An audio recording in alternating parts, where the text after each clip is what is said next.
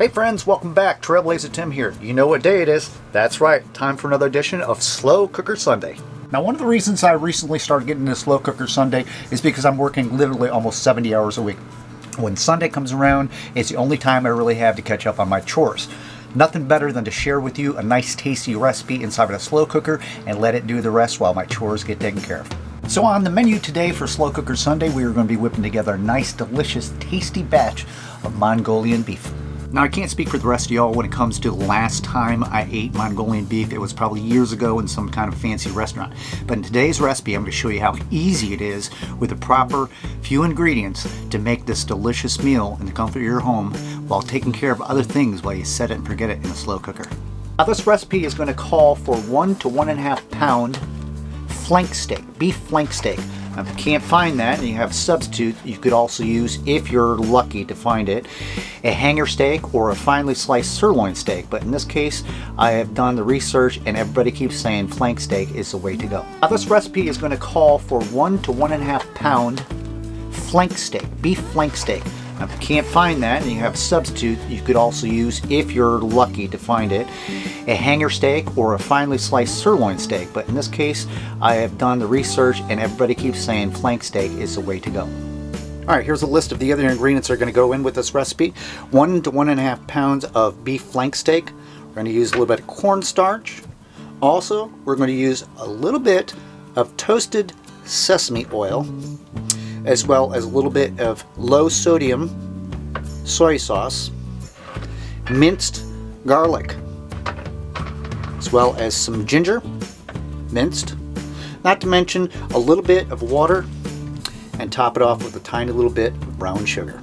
Let's go ahead and process that flank steak. All right, so like you hear me harp on all the time, whenever you're working with raw meats and you're cutting them, you see so many people doing these kind of food recipes and these cooks, and they're wearing no gloves and stuff. Well, that's on you. If you got a little cut or something on there, an infection will end up finding its way and messing your hands up. So always use gloves. So we're gonna start with a cutting board, and we're gonna open up our flank steak, and we'll roll it on out here. And you can see that is full of grains. And we'll talk about that here in a second. Roll that baby out onto a nice cutting board like that. See what we got there? That is a nice big piece of flank steak.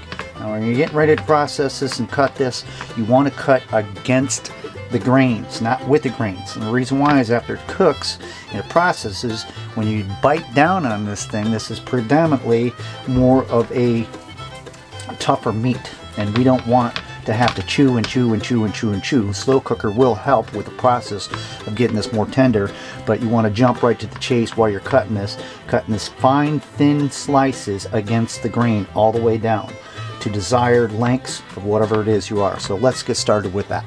Now, because this is kind of a tougher cut of meat and stuff, a lot of times what you might want to do if you're doing this recipe, before you even open this up out of the package and get ready to cut it, you can slightly freeze it, which will help with the cutting process. But we've got ourselves a nice sharp knife.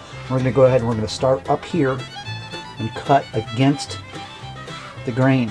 See how nice that's coming out? Nice little slices. Now remember, reduction will happen after cooking, so these big pieces won't be that large as soon as we get done with the cook. Go ahead and let's process the rest of this up.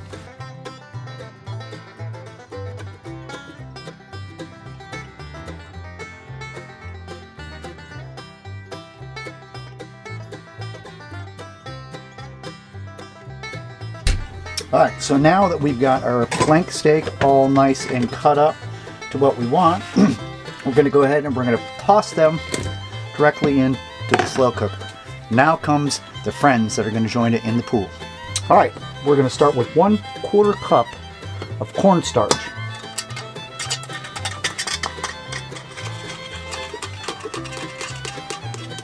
And what cornstarch is going to do, it's going to create kind of like a roux to kind of thicken that whole sauce up. 1/4 cup of cornstarch. Next, we're going to add 1 tablespoon of toasted sesame oil. Toasted sesame oil, 1 tablespoon.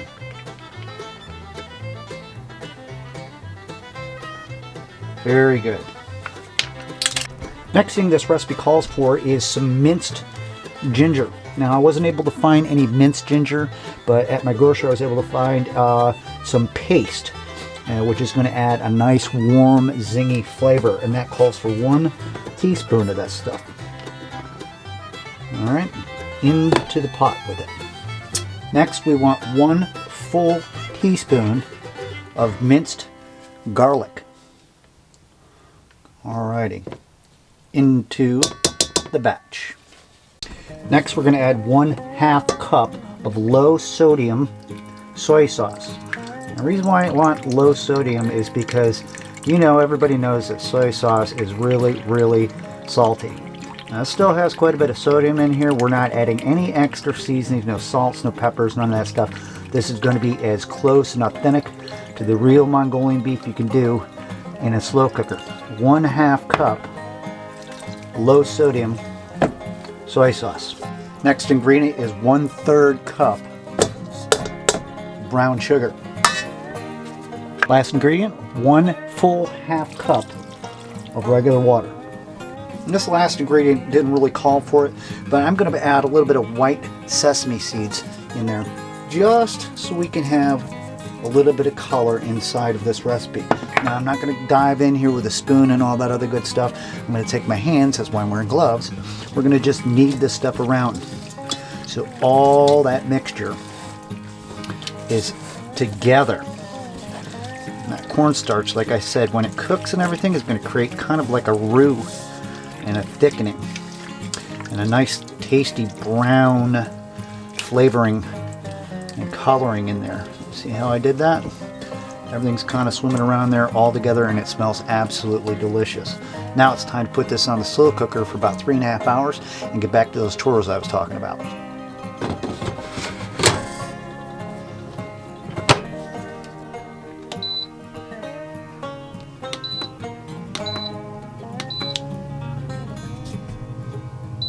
And that's going to about do it for the ingredients in this recipe. You didn't see me put any salt, pepper, garlic powder, any of that other stuff in it. Everything's pretty natural, and I like that because when it's all done and we go to eat it, if I desire to put something else on there, it's not already overpowered with the seasonings of something else.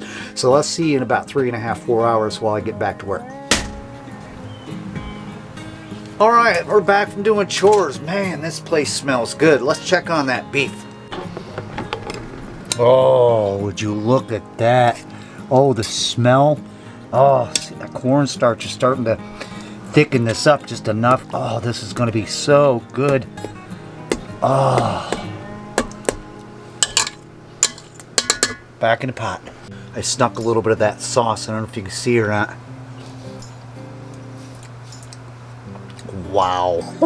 Oh my goodness. Yes. Okay, so I can't wait any longer after tasting that sauce. I've given it about another 45 minutes. I'm going to drag out a couple pieces and put it on a plate, and we're going to give it a try. Oh, look at that. My goodness. Mongolian beef. Holy cow. We got to try some of this stuff. Oh, yeah, baby. Now remember I was telling you about this stuff being a tough cut of meat. Let's see how it cuts with a fork.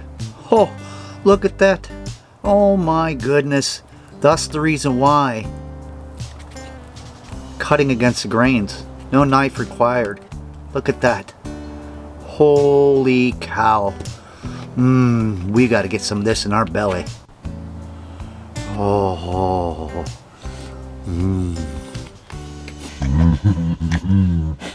My taste buds are happy. Oh, look at that delicious little morsel.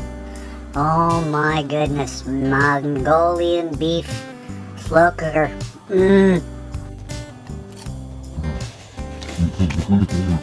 I can't stop smiling. That's what it does to you. That good. It's not real chewy or anything. It's so tender.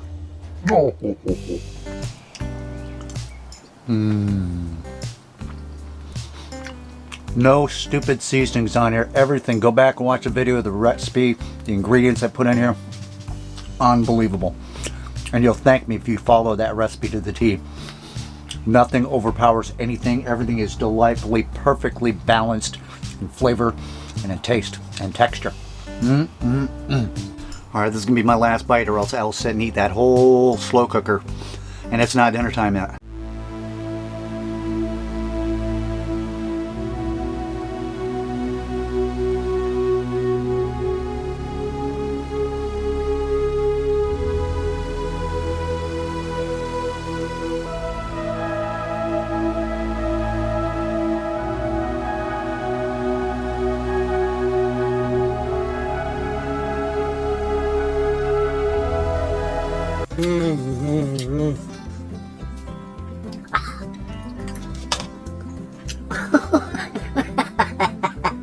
That's good. Well, hey, that's going to do it for this edition of Slow Cooker Sunday. What a delicious balance of flavor and texture.